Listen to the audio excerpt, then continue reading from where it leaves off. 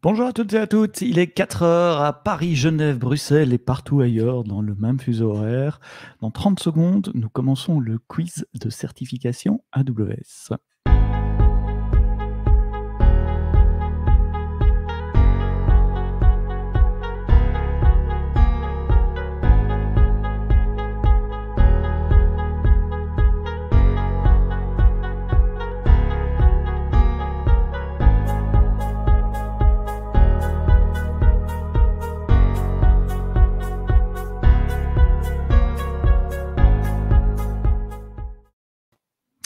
Bonjour à toutes et à toutes, il est 4 heures comme je l'ai dit, vendredi 4 heures, c'est la bonne nouvelle, c'est le quiz de certification AWS pour la deuxième semaine avec Bachar au milieu des montagnes en Suisse. Bonjour.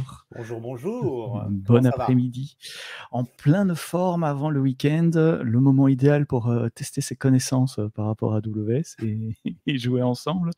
On a eu pas mal de followers suite au quiz de la semaine passée, donc j'espère que vous serez de plus en plus nombreux avec le temps à nous regarder soit en direct, soit en replay sur le YouTube, et je mets les liens évidemment dans les notes des différentes vidéos. Vous pouvez nous retrouver.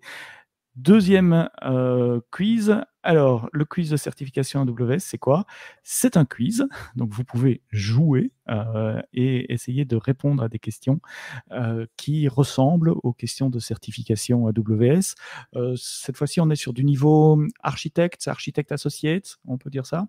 Ouais, je pense que l'épisode d'avant était un peu plus dur que celui-ci. On verra, on va voir le feedback. Mais ouais, je dirais Ouais, associé quand même. c'est l'impression que j'ai aussi, que cette fois-ci, ça va être un tout petit peu plus facile. Mais c'est surtout donc une occasion de jouer, mais une occasion d'apprendre aussi, puisque pour chaque question, nous allons débriefer ensemble. Et c'est pour ça que Bachar est là, pour nous aider à débriefer, à utiliser ton expérience et ton savoir pour nous dire pourquoi telle question n'est pas, telle réponse n'est pas la bonne réponse et telle réponse est la bonne réponse. Donc en général, par expérience, il y a 3 types de personnes qui nous regardent aujourd'hui.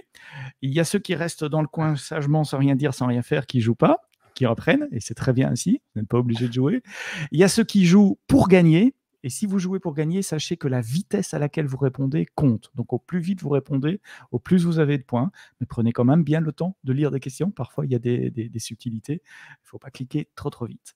Et puis, il y a ceux qui jouent pour apprendre, donc prenez votre temps, lisez bien, comprenez bien, essayez de bien comprendre les différentes options avant d'en éliminer.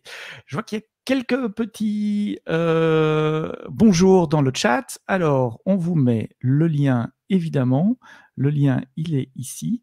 Donc, c'est https://myquiz.org. Je mets le lien dans le chat également. Et c'est le code 730 818. Question pour toi, Sébastien. Mhm. Qu'est-ce qui est le plus important? Est-ce que c'est vraiment la rapidité ou est-ce que c'est quand on répond juste de manière successive, on gagne plus de points? Ça veut dire enchaîner les bonnes réponses. Est-ce que ça donne un bonus? Je sais qu'avec Kahoot, ça donne un bonus. Je me demandais ici si Alors, c'est il le faudrait même que je cas. regarde les détails de My Quiz, mais ce que j'ai compris, c'est on a des bons points si on a la bonne réponse, on n'a pas de points si on a la mauvaise réponse, et on a Ouais. plus de bons points si on est le premier à donner la bonne réponse. Ok, tu sais pas s'il y a un bonus en Je plus de pense pas. ça pour des espèces de bonnes réponses successives? Non, Je ok, pense pas. Je pense d'accord. pas. Je pense pas. Donc, je reviens. Le myquiz.org, myquiz avec un seul z.org,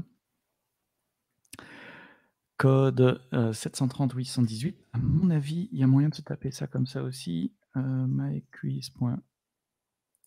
myquiz.org et directement mettre le code après 730 ou 118. J'essaye au cas où ça marche. Ça marche. Je peux vous donner le lien Ah, direct.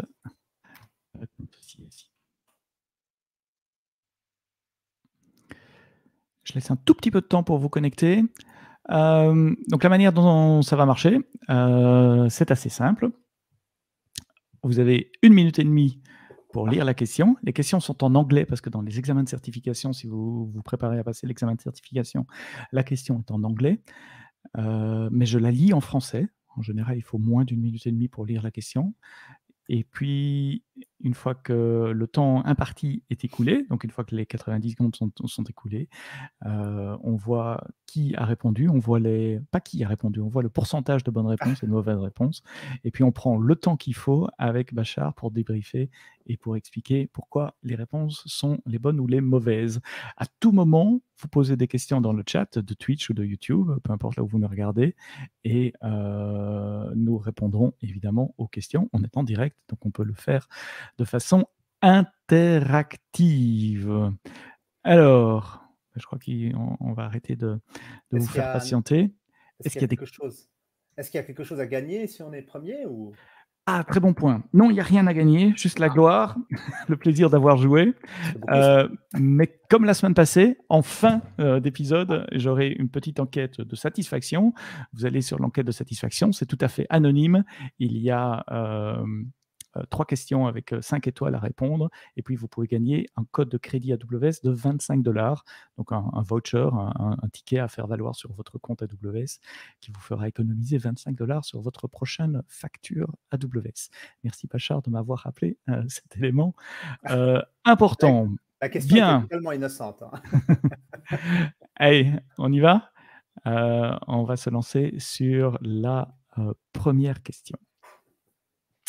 Première question pour se mettre en jambe. Quel est le service qui fournit une expérience basée sur le browser pour accéder à une instance EC2 avec un IDE, un outil de développement, pour facilement écrire, débugger et exécuter du code? Est-ce que c'est Cloud Guru? Est-ce que c'est Cloud Shell? Est-ce que c'est Session Manager? Ou est-ce que c'est Cloud9? Beaucoup de produits qui commencent par, beaucoup de services qui commencent par Cloud. C'est normal dans le cloud. CloudFormation.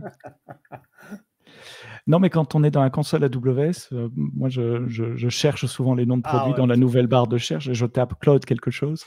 Et je me souviens, parfois, il vaut mieux taper Formation, ou Guru, ou Shell. Comme ça, on arrive directement vers ce qu'on veut. Vous êtes 8 à avoir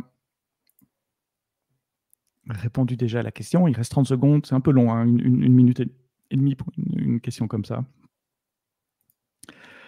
Il y aura 8 questions aujourd'hui aussi, et donc on devrait terminer vers 16h40, 45.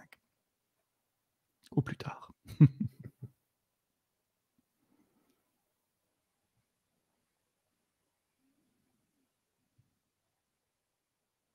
Ça donne presque assez de temps pour aller chercher sur Google vite fait.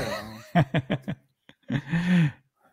Essayez de jouer sans Google, comme en condition d'examen. Attention, 4 secondes.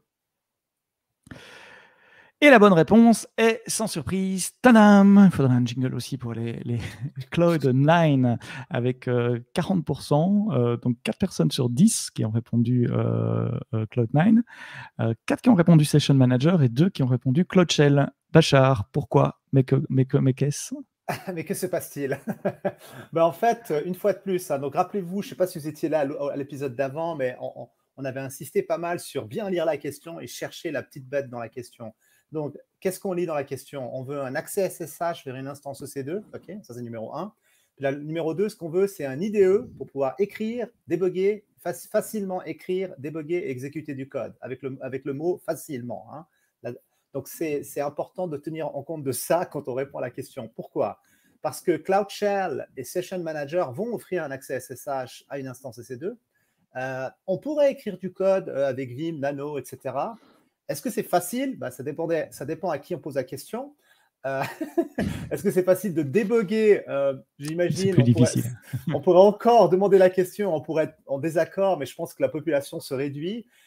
Donc, il y a quand même, c'est pas vraiment un environnement de développement convivial via Cloud Shell et Session Manager. Et Cloud Guru, tout simplement, on peut pas avoir, c'est pas un service qui offre un accès SSH. Cloud Guru, c'est un service qui va analyser le code et faire des recommandations aux développeurs en utilisant du machine learning pour dire, voilà, telle ligne de code, ça peut être potentiellement un trou de sécurité, ou alors c'est pas optimal, ou alors c'est une boucle infinie, ou quelque chose comme ça.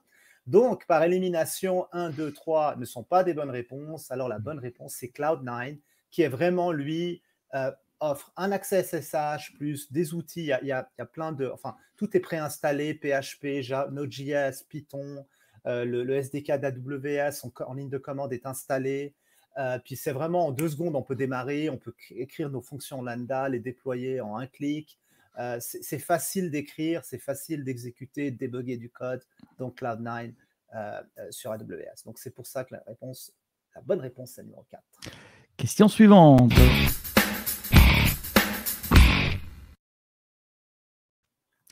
Votre société a quelques workloads, quelques applications avec des exigences de data residency, donc de localisation des données. Il n'y a pas de région AWS disponible dans le pays où vous êtes. Quel service pourrait vous aider pour exécuter ces workloads dans vos data centers on-premises, tout en continuant d'utiliser les services AWS ou certains services AWS et les API AWS? Est-ce que c'est AWS Outpost? Est-ce que réponse B, AWS Snowball, AWS Snowcone, réponse C, ou Amazon Connect, réponse D?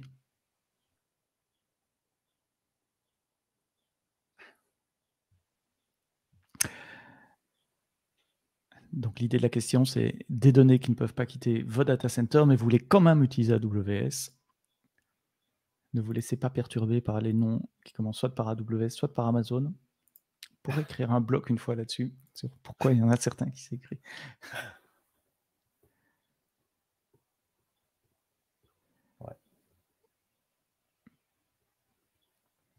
9 réponses déjà rentrées. Je crois que vous êtes 10 ou 11 à jouer. Donc on a un ou deux désistements ou des hésitations. Des hésitations. Des hésitations. Et la bonne réponse est la réponse A, AWS Outpost. Et c'est une large majorité, 66% à avoir répondu Outpost. Alors, Amazon Connect, Snowcone et Snowball, c'est quoi? Ok, alors Amazon Connect, c'est pour faire un call center. En gros, vous êtes un business, vous avez besoin de faire un call center. Vous pouvez utiliser Amazon Connect en quelques clics. Vous avez un call center up and running, vous pouvez définir vos flows, etc. Donc, c'est un service voilà, qui est disponible. Snowcone et Snowball, c'est 2 services qui se ressemblent, sauf qu'il y en a un qui est plus grand que l'autre. Je vais expliquer pourquoi. En fait, ça permet de faire des transferts de données. C'est essentiellement utilisé pour faire du data transfer. Pour aussi faire un peu du edge computing. Il y a une possibilité de faire un peu de edge et de processer un peu les data. Donc, imaginez que vous avez, je ne sais pas, quelques térabytes de data transférés depuis, je ne sais pas, votre entrepôt, votre usine ou quelque chose comme ça. Vous pouvez commander un Snowball et on vous envoie en fait un appareil qui a une certaine capacité de stockage. Et le Snowball, c'est la version grande. Le Snowcone, c'est la version plus petite, en gros, pour simplifier l'explication. Et vous le recevez, vous le connectez à votre réseau, vous transférez les données, vous pouvez faire un peu de compute, un peu de processing, puis après, vous nous le renvoyez, et puis tout ça se termine dans un beau bucket S3 que vous pouvez récupérer et puis reprendre le relais. Alors, par élimination, 4 n'est pas la bonne réponse, ni 3, ni 2. Donc, qu'est-ce qui nous reste? C'est Outpost. Et Outpost, là, c'est un service où, effectivement, si vous avez des requis au niveau de, par exemple, que les données doivent rester dans un certain pays, ou des fois aussi des latences, si vous avez vraiment besoin d'une très, très faible latence, mais vous voulez continuer à utiliser, comme par exemple, je ne sais pas, vous utilisez EKS, ou vous déployez des EC2, donc, puis vous voulez continuer à utiliser la même chose, les mêmes API, les mêmes workloads, mais juste les déployer dans cet endroit. En fait, on va vous envoyer un Outpost qui est un méga rack là, qu'il va falloir entreposer dans votre data center. Et ça va être une extension, en fait. Donc, c'est attaché à une région mère. Puis, ça va devenir une extension. Vous pouvez déployer un subnet. C'est comme vous pouvez vous l'imaginer un peu comme un ASI additionnel. C'est comme avoir un ASI en plus. Imaginez-vous, ce n'est pas exactement ça, mais c'est une façon un peu de se représenter ça mentalement. Donc, vous déployez un subnet, etc. Puis voilà, vous étendez votre VPC. Et puis, je peux faire tourner tous les services AWS sur Outpost? Non, il faut faire attention. Alors, il y en a beaucoup qui sont supportés. On peut faire du S3, on peut faire du RDS, on peut faire… Enfin, il y a une liste, là, EKS, EC2, mais pas tout. Il faut faire attention. Donc, si vous avez de toute façon un projet comme Outpost, c'est des projets quand même assez importants. Puis, en général, ça se passe en collaboration étroite avec une équipe chez AWS qui va vraiment regarder vos requis, valider que c'est un bon fit. Ce n'est pas quelque chose que vous allez faire par vous-même en solo et puis décider que vous prenez un Outpost. Donc, c'est des projets quand même assez conséquents. Ouais. Oui, sur votre compte personnel, ne dites pas je commande un Outpost. Voilà, je le mets chez moi. quelques autres postes là, dans la cave. Vous Non, aurez ça un marche. camion quelques jours après sur le pas de votre porte. Dans la liste des prérequis, il y a des choses amusantes, la largeur des portes, les baies de chargement, la Ouais, rigidité du sol, parce que souvent dans les data température, centers, humidité. température, humidité, électricité également. Est-ce que vous avez les requirements électriques pour câbler ce genre Ouais. Non, ça se met de pas dans la machine? cave. Ça se met pas dans une cave. Girac Ashmaronon partage la première place. Ensuite, Jusmi, Karl 9, FX et Crasso. Mais rien n'est joué. Il reste encore 6 questions.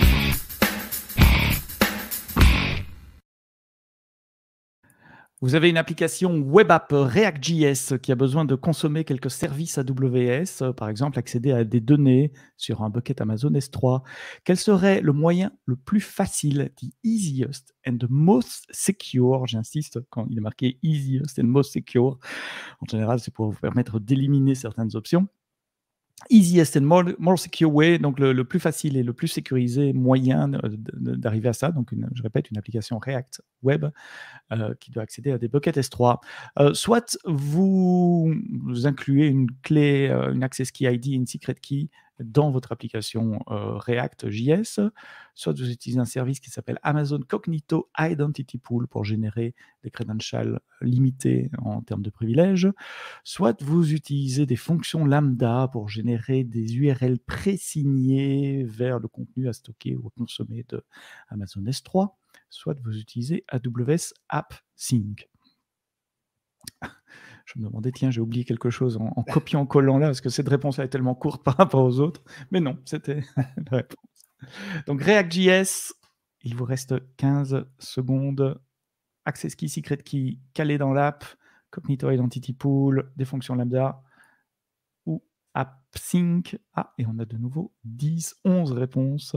Attention, 2 secondes si vous n'avez pas encore cliqué. C'est maintenant, c'est trop tard. La bonne réponse est la réponse B, Cognito. Et on a une courte majorité de 36% seulement. Vas-y, Bachar, je te laisse débriefer. La première idée n'est vraiment pas une bonne idée.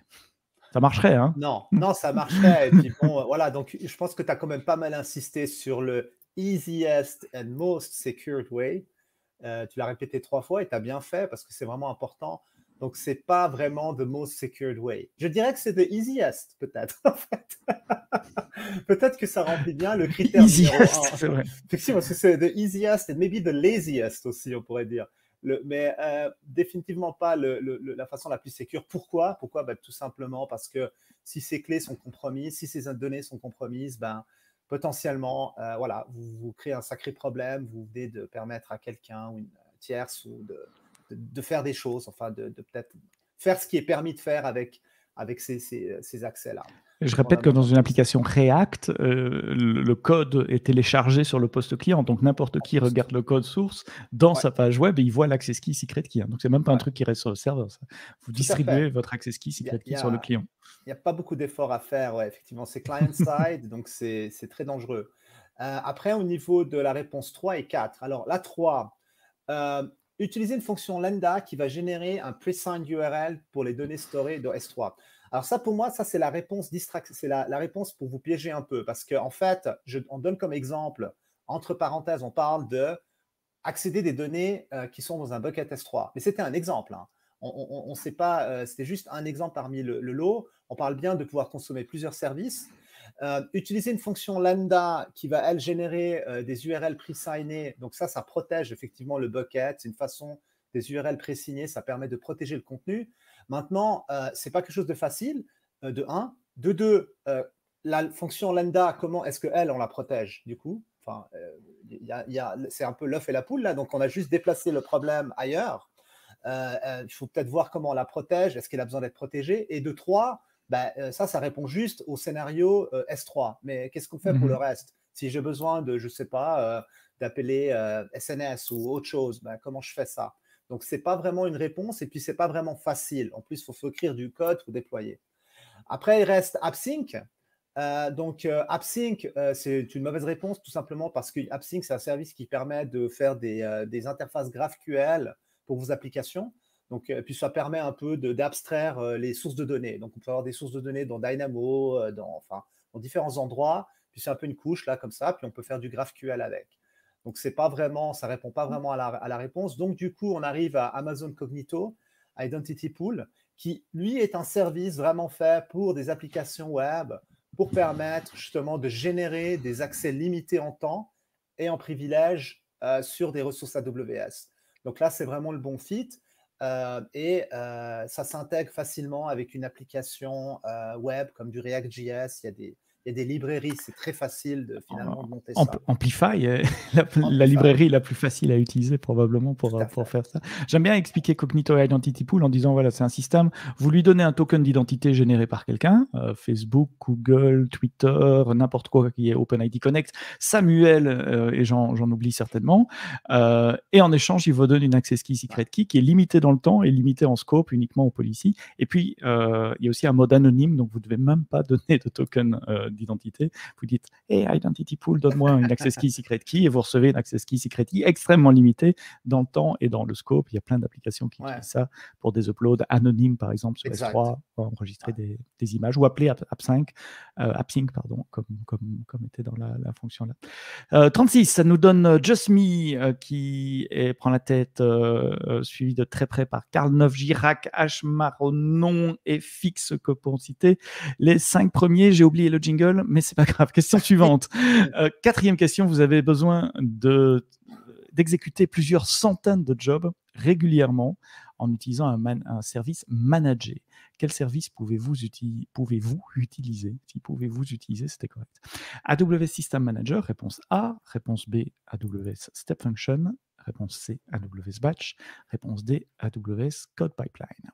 Donc la question ici, c'est de tourner des jobs de façon régulière en utilisant un service managé. Je ne me trompe pas en disant que dans les 4 réponses, ce sont 4 services managés. Donc, c'est un distracteur dans la question. Tout à fait. Innocent. Innocent distracteur. Donc, quel service? System Manager, Step Function, Batch ou Code Pipeline? Il reste 30 secondes pour entrer vos réponses. On a déjà la plupart des réponses qui sont là, puisque vous êtes 11 maintenant à avoir répondu. Alors, il me manque un bouton Next. Quand je vois que vous êtes 11 à avoir répondu, on pourrait passer à la réponse. C'est une amélioration que je vais demander à myquiz.org. Parce que là, on attend 15 secondes ensemble. Il faut meubler.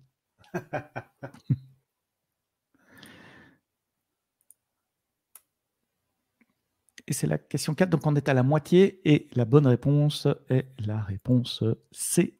AWS Batch. Rapidement sur celle-là, Bachar, System Manager, Step Function, Code Pipeline, pourquoi pas? Pourquoi pas? Mais pourquoi avant tout? Mais pourquoi? Bon, alors, en les prenant dans l'ordre. Donc, System Manager, c'est un système qui permet un peu d'automatiser des tâches opérationnelles que vous faites, par exemple, sur vos instances EC2. Par exemple, vous pouvez, je ne sais pas moi, mettre à jour des systèmes, patcher, lancer des updates, faire des choses comme ça. Donc, dans ce cas-là, ça ne répond pas vraiment à la question parce que là, on parle de jobs. On ne sait pas exactement, bon, on n'a pas précisé quel job c'est. Si c'était un job d'update, si la question, ça avait été, par exemple, je veux updater une centaine d'instances EC2, c'est ça mon job. Ben, dans ce cas-là, ouais, System Manager, ça pourrait être l'affaire. Mais là, c'est des jobs un peu génériques. La question est un peu générique et on essaie de vous piéger un peu. Bon, donc, ce n'est pas System Manager. Après, Step Function, c'est quoi Step Function? Step Function, ça permettait si vous avez des lambda functions que vous voulez orchestrer dans un ordre avec des logiques, si tu finis là, tu vas là-bas, donc avec des logiques comme des portes et, des ou, des conditions, bah, ça permet en fait de créer ça permet de créer un peu ce flow, puis ça pourrait représenter une logique, une business logique, comme je ne sais pas, je reçois une image, d'abord je la resize, après je l'envoie à un service qui va la cropper, puis après, je l'envoie à 3 services qui vont, je ne sais pas, faire des effets de filtre. Puis finalement, je vais stocker quelque chose là, envoyer ça là, stocker dans un bucket S3, puis envoyer un email en même temps de notification. Ben ça, par exemple, vous pourriez orchestrer ce flow. Ce serait une façon, vous auriez des lambda functions, et puis vous pourriez un peu de manière, avec AWS Step Function, un peu de manière visuelle, un peu vous le définir. Mais ce n'est pas ça qu'on veut faire, une fois de plus. Là, on parle de jobs on n'a pas parlé d'orchestration, on n'a pas parlé de logique comme ça. Donc, ça élimine un peu la réponse numéro 2. Code pipeline, c'est la distraction, ça n'a rien à voir, c'est juste pour déployer, donc c'est pour faire un CI/CD, c'est pour faire du déploiement de code. Donc, vous voulez déployer, automatiser le déploiement de votre code sur AWS. Donc, c'est une distraction complète. Ce qui reste batch. Et batch, en fait, juste un truc. Si vous avez des questions un peu comme ça dans l'examen, ça c'est un petit conseil. Quand vous voyez le mot jobs, pensez batch. Honnêtement, il y a une espèce de connexion qu'il faut faire, la mentale. Donc, voilà. Je ne dis pas que ça marche tout le temps, mais ça va marcher souvent, on va dire. Donc, job égale batch, vraiment, c'est ça que ça fait. AWS batch, donc c'est un serveur qui est managé par Amazon, par AWS, qui vous permet en fait voilà, de faire des jobs, centaines, milliers de jobs, et puis vous pouvez les orchestrer, vous pouvez les monitorer, les loguer, etc. Donc voilà, c'est pour faire du batch computing en gros. AWS Batch, Just Me qui prend la tête à 25 points. Et puis H. Maronon 22, Girac 21. Question suivante, question numéro 5.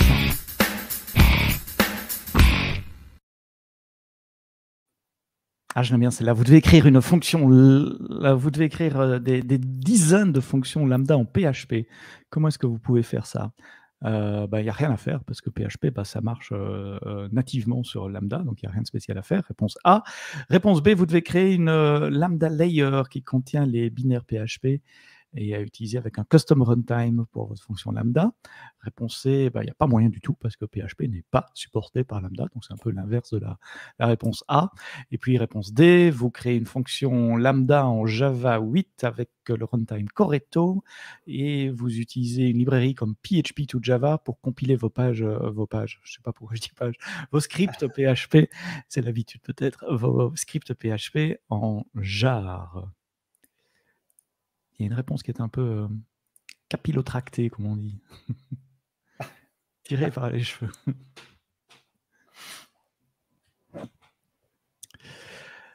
Fabrice qui nous demandait dans le chat s'il y a moyen de changer son vote. Et ben non, il n'y a pas moyen de changer son vote. Donc faites attention parfois, surtout quand on utilise un téléphone, ça peut être assez sensible. On veut scroller le truc, et paf, il enregistre la réponse. Désolé si vous avez eu des mauvaises réponses à cause de ça. Ou alors tu fais 4 racontes, tu fais 4 fenêtres. Attention, 4 secondes, 12 réponses. On a des joueurs qui rejoignent en cours de route. Bravo. La bonne réponse est la réponse B. Ah, et PHP n'est pas supporté en natif par Lambda, Bachar. Non, et à ma grande tristesse, moi j'ai fait beaucoup de PHP dans une ancienne vie. Et je sais que tout le monde n'aime pas, mais j'aime beaucoup PHP personnellement. Et à ma grande tristesse, non, ce n'est pas supporté de manière native. Mais à ma grande joie, il y a une façon quand même de le faire. C'est d'utiliser en fait des layers. Et c'est pour ça que la réponse B est la bonne. Parce qu'en fait, on peut avoir un runtime. Du coup, on a les binaries, en fait. On a les binaires PHP, l'interpréteur PHP qui va faire partie du package du déploiement, en gros. Et puis, du coup, on invoque. En fait, ça invoque PHP avec votre script, quoi. Finalement, c'est ça que ça fait derrière. Et la réponse 4, c'était la distraction. Je crois que ça existe, PHP Java to Library. Je crois qu'il y a un projet sur GitHub qui s'appelle comme ça, d'ailleurs. Et c'est éteint, je crois, il y a peut-être une dizaine d'années ou je ne sais plus quand. Donc non, je n'essaierai pas. J'ai vu ça, je crois. PHP to Java, là, je crois, voilà. Tu vois, ouais, 6 ans, tu vois, il y a 6 ans en arrière. J'essayerai pas. Je pense que c'est un peu risqué. Donc 6 ans en arrière, je ne sais pas quelle version de PHP ça serait. Est-ce qu'on est déjà dans du 7, peut-être, je ne sais plus. Non, je ne pense pas, on risque d'être dans du 5.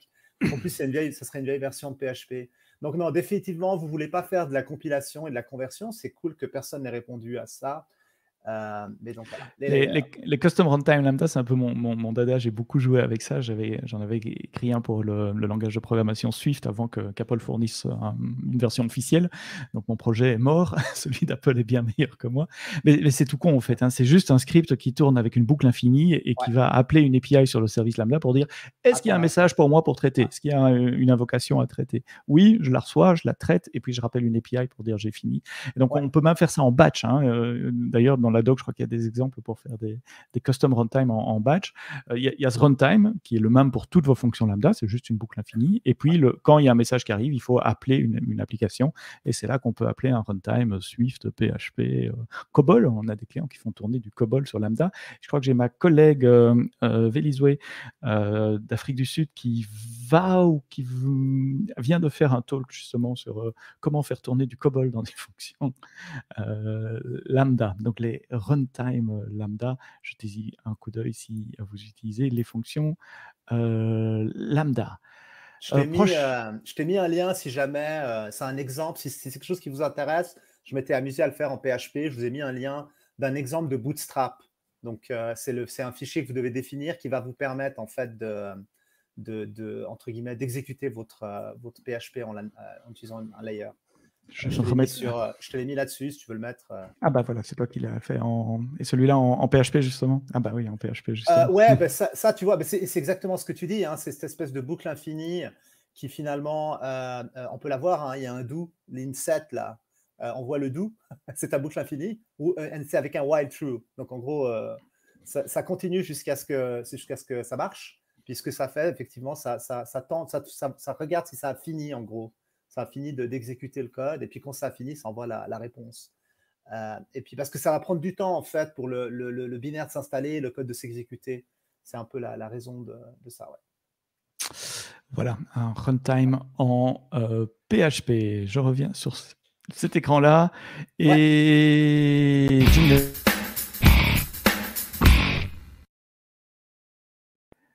Question 6. Quel service pouvez-vous utiliser pour optimiser le traffic routing, donc le routage du trafic, réduire la latence entre vos utilisateurs, qui sont eux répartis à travers le globe, et votre serveur de jeu qui tourne sur AWS et qui utilise un protocole UDP. Donc vous avez un serveur de jeu basé sur UDP, le protocole UDP qui tourne dans le cloud, et puis vous avez des utilisateurs partout sur la planète. Comment minimiser la latence entre ces utilisateurs et votre serveur de jeu? Réponse A, en utilisant AWS Global Accelerator. Réponse B, Direct Connect. Réponse C, API Gateway, ou réponse D, CloudFront. Et je pense que j'ai loupé le nom, c'est Amazon CloudFront. Ah non, c'est moi qui ai loupé le nom en fait. Je t'ai pas donné. Ah pardon. Oui, non, tu as raison. Et j'ai copié. Bon, et Direct grave. Connect aussi, je crois qu'il y a un Amazon Direct Connect. Ouais, il faut. Même chose pour API Gateway. AWS API Donc finalement, il n'y a que le premier qui est correct. AWS Global Accelerator. Il n'y a pas assez d'espace sur l'écran. J'espère qu'il n'y a personne de légal qui regardera cette vidéo. Bah, si jamais, moi, j'étais pas là. C'est ta faute. Moi, je suis juste moi, je sais. Bon. Au moins, on a répété les noms correctement dans la bande. Sinon, le prochain épisode, on fait juste un appel pour quelqu'un embauche ou... Attention, réponse dans une seconde. La bonne réponse est la réponse A, la seule qui a fait le nom complet. Tiens, AWS Global Accelerator. Tu peux repasser rapidement? C'est quoi Direct Connect et API Gateway CloudFront? Ok, alors Direct Connect, ça permet en fait de connecter, c'est un service de connectivité qui permet par exemple de connecter votre data center ou votre AWS. Donc ça va faire en fait un lien physique entre votre centre de données et AWS. Donc, vous ne passez plus par l'Internet pour accéder, par exemple, à un VPC ou accéder à la plateforme AWS. Puis, ça donne aussi une bande passante assez importante. C'est un lien qui est sécurisé. Donc, sur les gros clients qui ont ce besoin-là de se connecter directement, qui ont des données à transférer, Direct Connect, c'est un service qui fait du sens.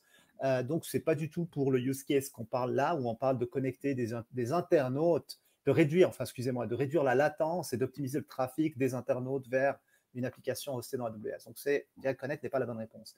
API Gateway, c'est une API Gateway, parce que tout le monde sait c'est quoi une API Gateway. Donc, si vous avez une API, par exemple REST ou HTTP, puis vous voulez en fait un service qui va vous permettre de définir cette API, puis qui va servir de porte d'entrée en fait à votre API. Par exemple, vous avez, je sais pas, des containers ou des lambda ou des web services hostés sur EC2.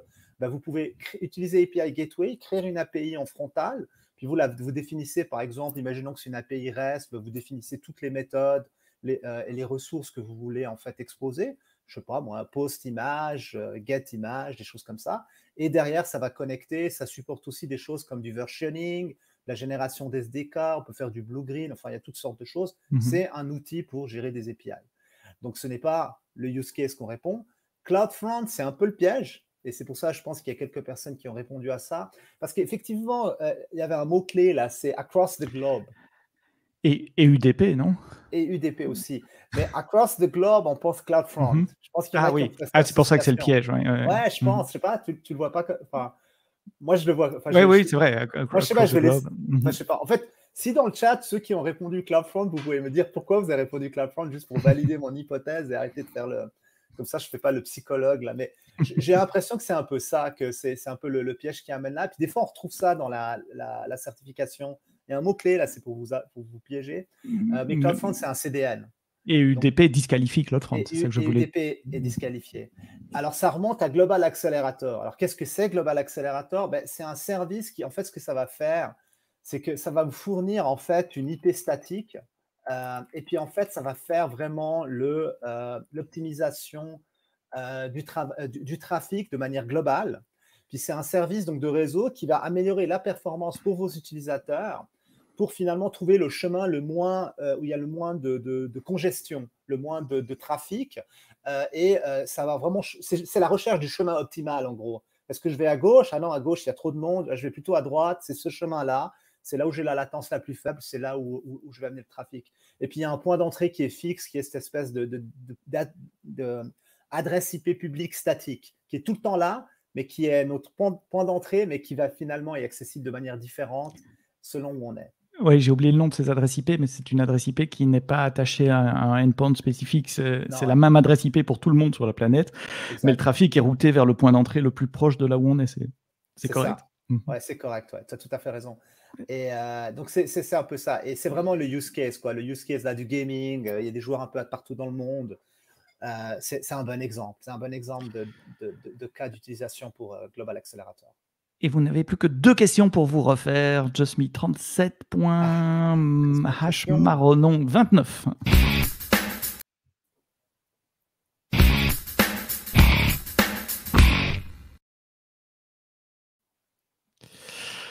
Question 7, vous voulez stocker quelques objets dans un bucket Amazon S3. Vous avez un requirement qui est d'utiliser une technique de write once, read many. Écrire une fois, lire plusieurs fois, du worm.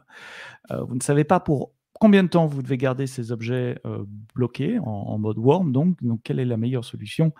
Est-ce que il n'y a pas moyen, parce qu'Amazon S3 ne supporte pas un modèle worm, ou alors vous créez un nouveau bucket et vous activez S3 Object Lock et vous utilisez un legal hold. Oui, je ne peux pas traduire ça en français. Un gardien légal. Un gardien légal. Ouais, réponse C, vous créez un nouveau bucket et vous créez une policy sur ce bucket qui interdit les opérations delete. Et effectivement, si vous faites ça, vous aurez du worm d'une certaine façon. Et puis, réponse D, vous créez un nouveau bucket, vous activez la protection par multifactor authentication pour les delete, et puis vous détruisez le device MFA et évidemment son numéro de série et des clés qui ont réussi, qui ont servi à l'initialiser. Donc A, il n'y a pas moyen. B, Object Lock. C, IAM Policies. D, MFA Delete pour implémenter du worm sur S3. 3 secondes, 2, 1, 10 réponses. Et la bonne réponse est la réponse B. Alors, déjà, c'est quoi du worm exactement? Bon, c'est un modèle qui existe. Ça veut dire, en fait, on peut s'imaginer les CD-ROM. Moi, j'imagine ça, les CD-ROM, tu sais, pour ceux qui connaissent encore ça. Non, je pense qu'il y a quand même des gens, ça c'est quoi. Est-ce que tu as besoin de montrer une photo d'un CD-ROM? Donc, initialement, c'était du read-only, du read once, excuse-moi, et write many, donc du worm. Et pourquoi? Parce que le CD, on le gravait une fois, et puis voilà, on ne peut pas réécrire dessus. Donc ça, c'était certain. Je sais qu'il y avait après des CD qu'on pouvait graver dessus plusieurs fois. Mais donc, dans ce cas-là, c'est un modèle worm. Donc, pourquoi on a besoin de ça? Pourquoi certains clients veulent ça? C'est une question qu'on ne veut pas que la donnée soit altérée. Donc, c'est un peu, voilà, on écrit, on grave les données sur je sais pas, une dalle en béton, et puis on garde cette dalle en béton dans un coffre-fort. Donc, on ne veut pas que ça soit altéré. La dalle de béton, on pourrait encore regraver dessus, j'imagine, mais c'est peut-être pas le meilleur exemple. Et là, S3 permet de faire ça. Donc, la réponse numéro 1 qui dit S3 doesn't support our model, ça, c'était vrai il y a peut-être 2 ans en arrière. Je ne sais plus quand on a sorti l'Object Lock. Il faut regarder. Ça ne doit pas être le reinvent, celui-là, peut-être pas celui d'avant, peut-être un peu plus que 2 ans. Donc, ceux qui utilisent S3 qui utilisaient S3 il y a 5 ans en arrière répondraient la réponse numéro 1 qui aurait été vraie, mais là, ce n'est plus le cas. Par exemple, ouais. La réponse numéro 3 qui est en fait, elle va bloquer effectivement une bucket policy. C'est effectivement une façon de bloquer au niveau du bucket certaines opérations. Donc, si on crée une bucket policy qui dit ben, je delete, oui, ça va bloquer. Maintenant, cette bucket policy, je peux l'enlever. Donc, si je l'enlève, ben, qu'est-ce qui se passe? Ben là, du coup, je peux la changer. Je peux altérer les données. Donc, ce n'est pas vraiment compliant avec un modèle worm. En fait, c'est une sécurité qu'on met, mais qui n'est pas suffisante pour être vraiment, entre guillemets, worm compliant d'une certaine manière. Là où, et la dernière réponse, là, créer un bucket, créer un nouveau bucket, activer MFA delete. Donc, MFA delete, c'est une fonctionnalité qui permet vous devez faire du multifacteur, vous authentifier avec un multifacteur, avec un appareil ou quelque chose comme ça, pour en fait, avant de pouvoir faire l'opération, bah oui, ça pourrait marcher, vous pouvez faire ça, vous pouvez créer un bucket et mettre ça. Sauf que bon, le MFA peut se faire remplacer. Il y a une procédure en fait pour remplacer un device MFA. Puis c'est pas vraiment ce qui va vous garantir la partie worm. Donc je peux remplacer le MFA, je peux faire un support, ouvrir un cas de support, faire un remplacement de mon MFA et puis finalement j'ai accès à niveau puis changer tout ça. Puis je peux aussi changer en fait la policy. Alors c'est là où on remonte à la réponse numéro 2, Object Lock. Et là, Object Lock, c'est vraiment... Alors, si vous voyez dans un examen le mot worm, pensez Object Lock. C'est vraiment une fonctionnalité dans S3. Il y a deux méthodes. Il y a le legal hold, qui est en fait où vous pouvez en fait appliquer un lock. Donc, vous bloquez, vous activez en fait worm sur le bucket pendant une période de temps inconnue. Puis, quand vous enlevez le lock, ben, ça se réouvre. Mais durant cette période, il n'y a rien qui a été altéré, c'est garanti, entre guillemets. Après ça, vous pouvez aussi utiliser par date d'expiration, où là, vous disiez par exemple, c'est pour 5 ans. Pendant 5 ans, je ne veux pas que les données soient altérées. Et là, vous ne pouvez plus rien faire. Faites vraiment attention si vous faites ça, parce que vous ne pouvez plus rien faire. On ne peut pas enlever le lock si vous faites ça. Faites vraiment, vraiment attention. Je crois que la seule manière d'enlever le lock, c'est de supprimer le compte. Donc, vous supprimez les données.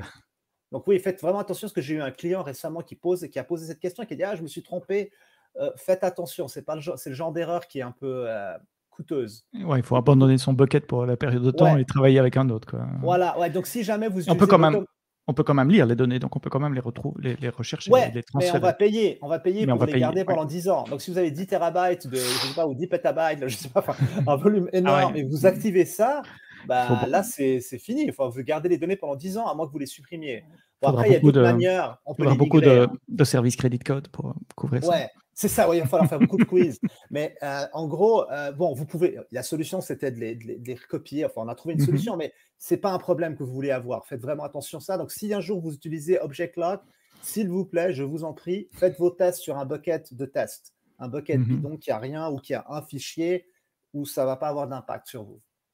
Et pour des courtes périodes de temps. Et pour des courtes périodes de temps. Pas pour 10 ans. Pas 10 ans. Mais moi, j'ai fait cette erreur. J'ai bloqué un bucket, je crois, la première fois que j'ai joué pendant 5 ans. Bon, il n'y avait rien dedans. Il y a un fichier, ça va rien, enfin, qui fait un octet, là, mais voilà. Mais bon, c'est pas grave. Bien, dernière question. Dans 5 secondes, question facile.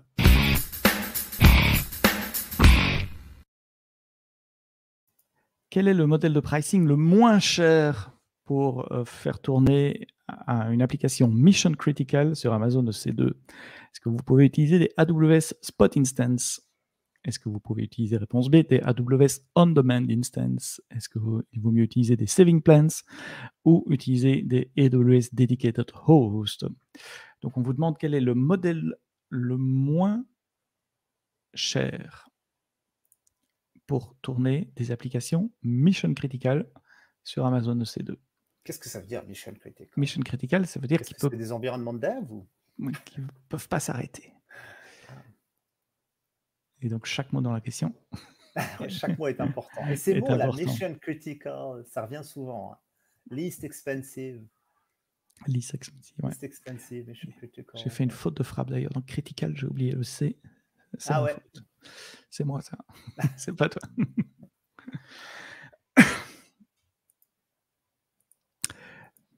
Petite question pricing pour terminer. C'est toujours bien de savoir comment économiser Et on a 11 réponses. Je crois que c'est presque toutes les réponses, hein. Vous êtes 12 à jouer, à peu près. Et a priori, le board que vous voyez là en bas à droite, ça sera le board de leader également.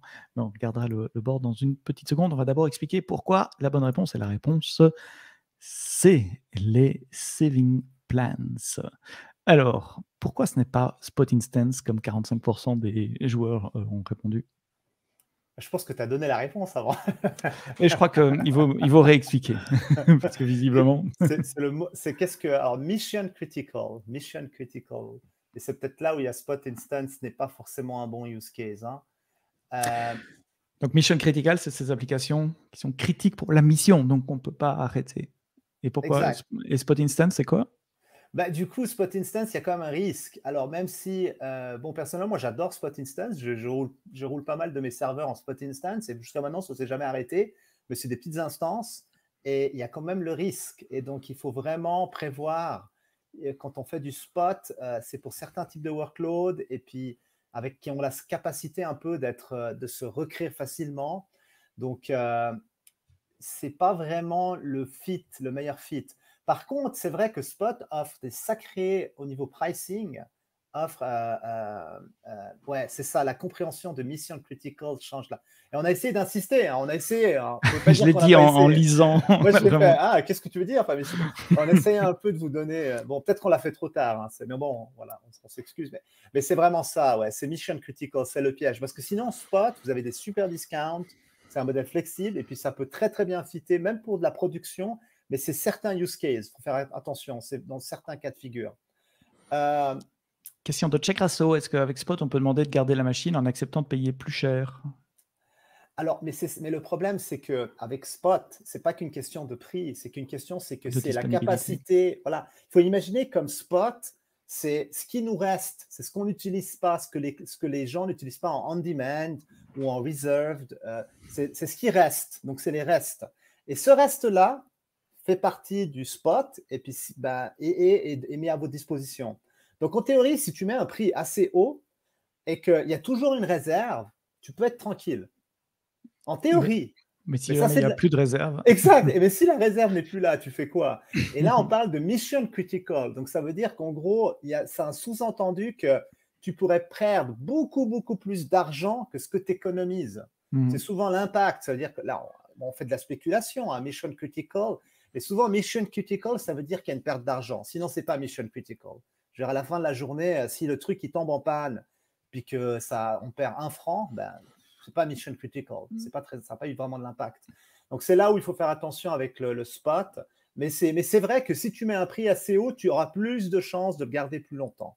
Ouais, tu augmentes tes chances. Et Saving Plans, c'est juste un concept financier, ça n'a aucune conséquence technique. Donc c'est pas mal. C'est pas honnêtement. Bon, alors c'est le genre de choses qu'on recommande. Par exemple, si ça fait un petit moment que vous utilisez AWS, vous avez un peu une idée de ce qui va rouler. Vous allez commencer à avoir même des recommandations d'à faire des savings plans. Et en gros, c'est quoi? C'est vous acheter un peu comme c'est comme comme les cartes là de bons, enfin les bons cadeaux là. On achète 50 francs de bons cadeaux. Les cartes prépayées d'Amazon ou d'iTunes voilà. Et des choses comme ça. Exactement. Imaginez-vous la carte prepaid, mais par contre, elle reste pour 1 mois. Donc, c'est une carte prepaid que vous utilisez pour le prochain mois. Allez, le mois de juin. Puis, vous savez qu'en se basant sur les consommations du mois de mai et d'avril, que, je ne sais pas, vous consommez pour $50 ou $60. Il n'y a pas de... Vous pouvez faire des petits savings plans. Ça n'a pas besoin d'être des billets de dollars. Mais du coup, vous pouvez acheter, en fait, un savings plan. Et là, ça va automatiquement appliquer un discount qui peut être vraiment fort, comme par exemple 60, 70, 70%, excusez-moi, je vis dans les Alpes suisses, 70% de rabais, par exemple, sur certains, c'est un exemple, hein, ça dépend des instances, des familles d'instances, qui va s'appliquer automatiquement jusqu'à épuisement du crédit. Par contre, il faut faire attention, hein, c'est prépayé. Donc, si à la fin du mois, vous ne les avez pas utilisés… Ouais, si j'ai éteint mon instance, je paye quand même. Quoi. Ouais, vous payez quand même. Donc, il faut faire attention. C'est pour ça que ce n'est pas quelque chose qu'on recommande pour quelqu'un qui vient juste de commencer dans Amazon, dans AWS. Attendez un peu, sachez un peu, regardez un peu ce que vous faites, ayez une compréhension de votre consommation, puis après, optimisez avec des savings plans. Et puis, dedicated host. Ouais, excuse-moi. Ah non, non, j'allais terminer, mais c'est vrai, on n'a pas parlé de dedicated host. Non, vas-y. Ouais, ben ça, c'est juste des instances en fait que vous pouvez avoir qui vont être dédiées, puis qui en fait, c'est un host. Vous pouvez rouler vos instances. Puis votre host, vous pouvez en prendre un. Il va par exemple permettre de stocker, permettre d'avoir par exemple, je sais pas moi, 10 instances. Puis là, ben, vous pouvez déployer jusqu'à 10 instances sur votre host. Si vous en déployez 5, ben, vous payez quand même pour 10. Donc, c'est vraiment pas un modèle, je dirais que c'est le modèle le moins économique. Parce que même, je préfère encore du on-demand qu'un dedicated host. L'avantage du dedicated host, c'est que ça va rouler sur vos VM, vous pouvez contrôler un peu où est-ce qu'elles vont rouler.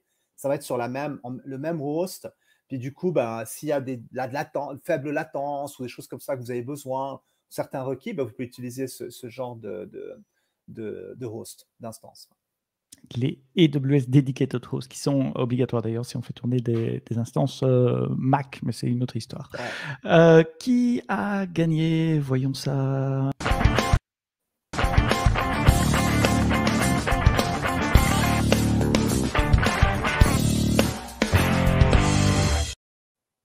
Just Me, 47 points. Ça tient dans un mouchoir de poche entre premier et deuxième aujourd'hui. Just Me, 47 points. H. Maronon, 44, médaille d'argent. Et J-Rack, ou J-Rack, 37. On voit les temps de réflexion aussi. 4 minutes 58, 3 minutes 14, 3,35. 6,54 après. Et voilà, toute la liste des 10 premiers. Merci à vous toutes et à vous toutes d'avoir joué. C'était pour le fun, je vous l'ai dit. Du coup, Laissez-nous votre commentaire, vos feedbacks. Vous pouvez aller sur cette page de survey, laisser 5 petites étoiles ou moins, ça marche aussi, et recevoir un code de crédit de 25 $ que vous pouvez faire valoir sur votre compte. Soit vous scannez le QR code et ça vous mène là directement, soit vous tapez l'URL si vous ne me faites pas confiance pour le QR code et vous tapez le code. Tu voulais dire quelque chose, excuse-moi, Bachar? ouais, désolé. Non, je voulais dire, du coup, ton conseil de début d'aller vite n'est pas forcément le plus judicieux, j'avais envie de dire. En regardant là, les temps, tu sais, sur les résultats, et Il y je a, remarque que il y a- celui qui a pris le plus de temps a gagné quand même.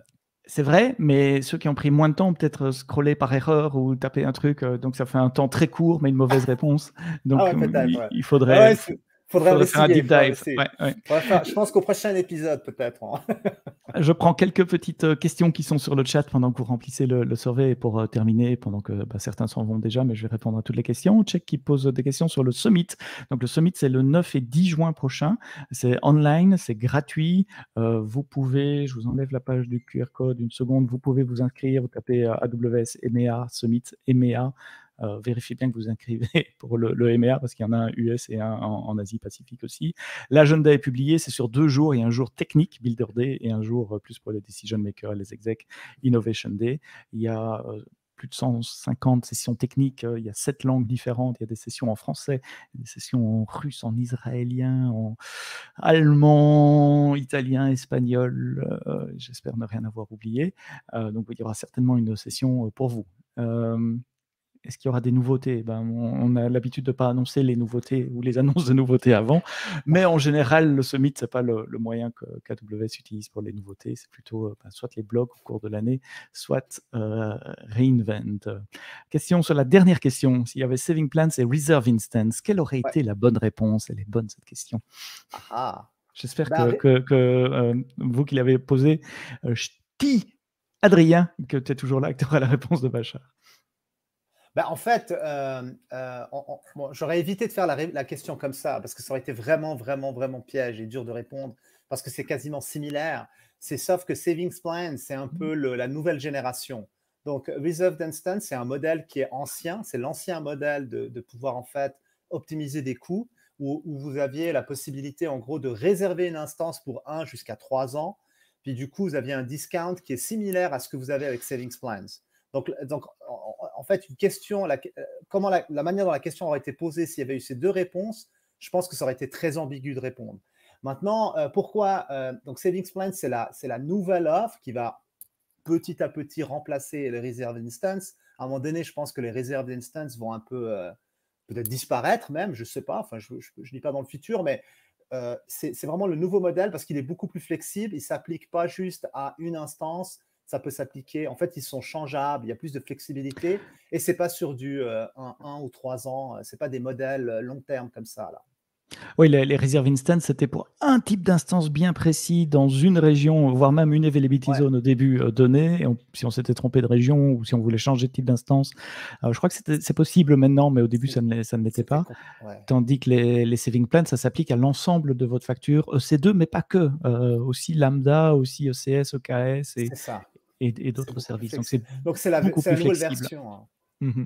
En gros, la recommandation, on peut dire, c'est n'utilisez pas de reserve instance, sauf si vous avez besoin de réservation de capacité, ce qui est autre chose. Ici, on parle prix, hein.